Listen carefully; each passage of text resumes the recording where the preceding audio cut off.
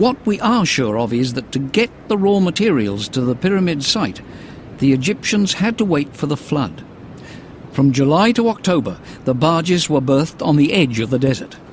The entire valley was covered in water during those months, and the peasants had to wait for it to recede.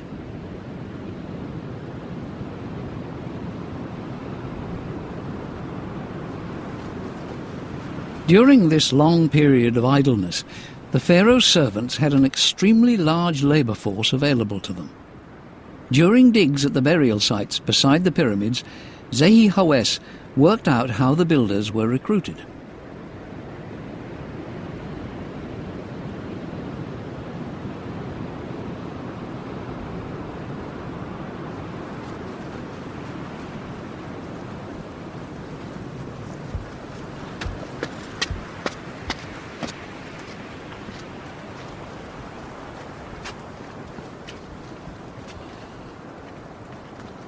This is our most recent discovery, tomb that was found. This is the tomb of Kai, who was a priest, and this tomb dated to Dynasty 4, about 4,600 years ago.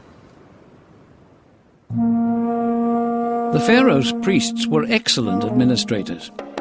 On the walls of the tomb of Kai, who served Cheops, the whole peasant population walks in procession. Inscriptions in Kai's tomb tell us precisely when they joined the building site.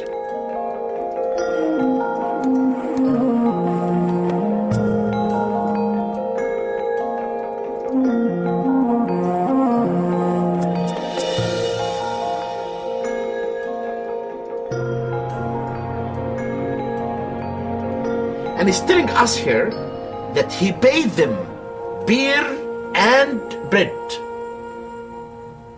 And he made them to make an oath and say that they are very happy, they are satisfied about this payment. They swear that they were satisfied. They said, by the name of God, we are very happy. In exchange for their labour, Egyptian workmen received the basic necessities of life. They were grateful to the pharaoh and devoted to him. The construction of the pyramids was made possible by this contract of mutual assistance that they had with their sovereign.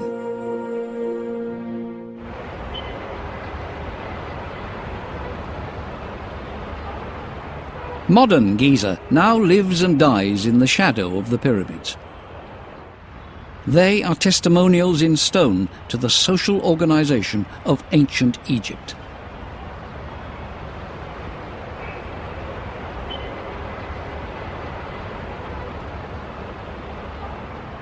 But can we believe that the pyramids were built only to occupy the Egyptian people during the 4 months of flood time? Zehi Hawes argues that the building programme had another, much stronger purpose, a symbolic one.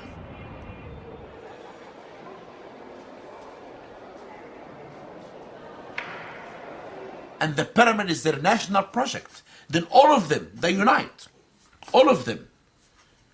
King, nobleman, official, workman, farmers, all of them together work to help the king to be a god. And this is why my idea that the pyramid is a national project. It is the most important thing to the mind of the Egyptian.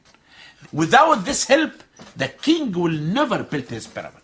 And this is why the pyramid was a symbol of unification of the two countries, Upper and Lower Egypt.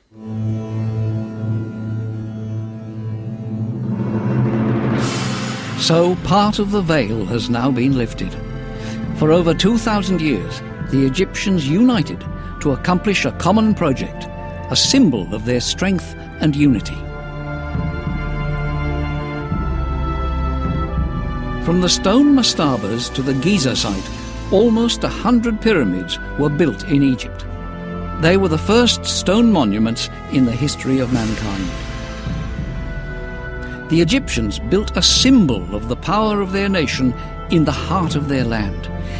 In this land, the pyramid, the king's house for eternity, rose like a drop of radiant light towards the heavens. In the history of ancient Egypt, the Nile was all. Its course tells us more than any epic. It was the frontier between life and death, the path to the sun and the stars. It was more than a river. It was a god whose will was carved in stone. The untamable Nile was an integral part of ancient Egypt.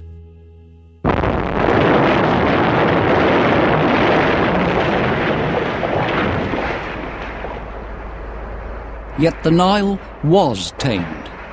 In 1961, under President Nasser, construction of the Aswan Dam began. It took 10 years to complete, 10 years of hard labour to control the annual flood.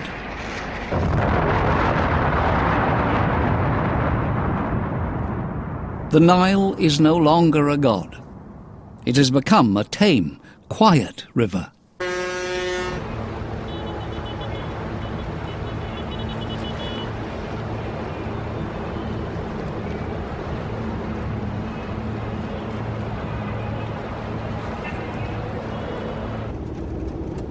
The Nile, like the pyramids, had to pay tribute to the modernization of Egypt.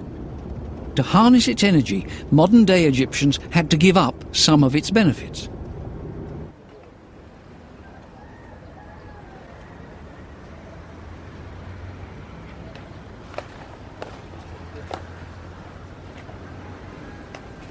Today, the land of the valley is no longer fertilized by silt borne away from the mountains of Ethiopia. Fertilizer has replaced the flood.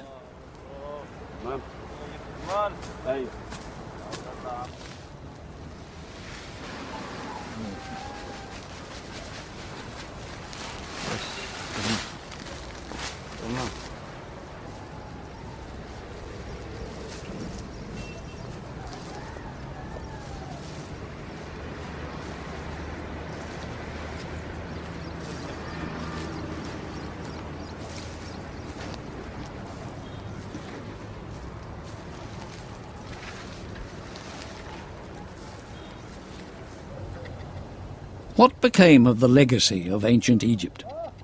What do the pyramids stand for today?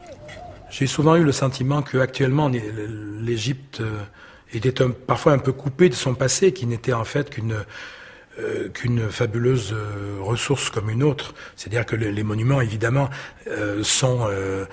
attirent les gens et font du tourisme une des premières ressources de l'Égypte.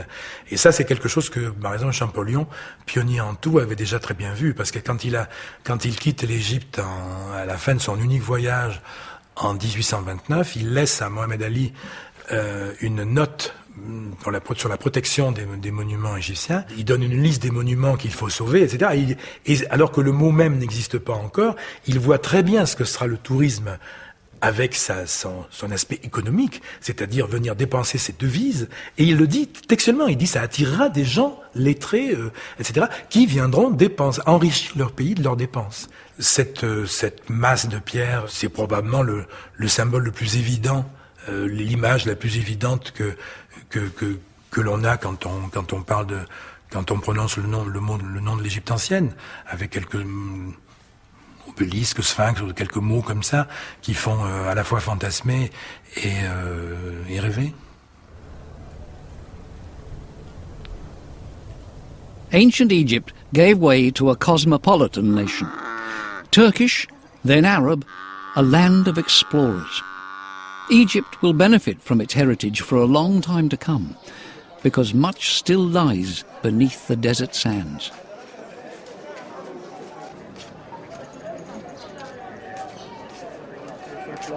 Today, Cairo has become a megalopolis, stretching along a quiet river. Modern Egyptians are builders too.